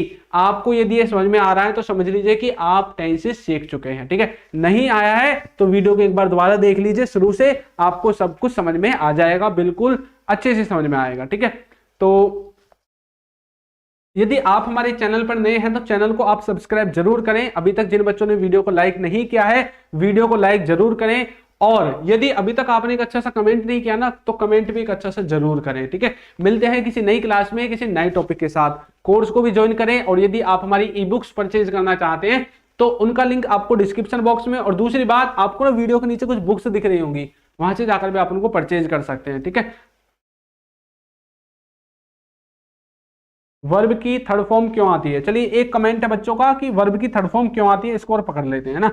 देखिए जो परफेक्ट टेंस है ना, हैज, हैव और हैड, हैज, हैव और हैड, ये क्या करते हैं, ये हमेशा वर्ब की थर्ड फॉर्म के साथ आते हैं। क्योंकि देखिए इंग्लिश में आपको ऐसा तो है नहीं कि सब वर्ब के साथ आप पहली फॉर्म इस्तेमाल कर दो, तो आपको ना समय को पहचानने में, काम को पहचानने में ना दिक्कत आएगी। तो इसलिए हर चीज को अलग अलग पार्ट में डिवाइड किया गया। जैसे कुछ कामों को पास्ट में रखा गया, कुछ को फ्यूचर में रखा गया, कुछ को प्रेजेंट में रखा गया, जिससे कि आप पहचान सको कि आपका सेंटेंस कब का है। ठीक है, जिससे आप पहचान सको कि आपका जो सेंटेंस है वो कब का है। इसीलिए हेल्पिंग वर्ब को भी डिवाइड कर दिया गया कि जिससे आप पहचान सको कि कौन से सब्जेक्ट के साथ आपको कौन सी लगानी है, इनके साथ कौन सी वर्ब लगानी है। आपको ना एक रामबाण ट्रिक और मैं बताता हूं जो आपके हमेशा याद रहेगी, कभी नहीं भूलोगे।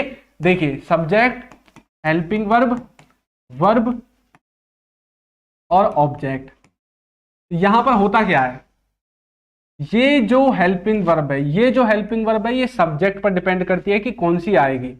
हेल्पिंग वर्ब हमेशा सब्जेक्ट पर डिपेंड करेगी कि कौन से सब्जेक्ट के साथ कौन सी हेल्पिंग वर्ब आएगी। लेकिन ये जो वर्ब है ना, वर्ब की जो फॉर्म्स हैं, ये हेल्पिंग वर्ब पर डिपेंड करती है कि कौन सी वर्ब की फॉर्म आनी है।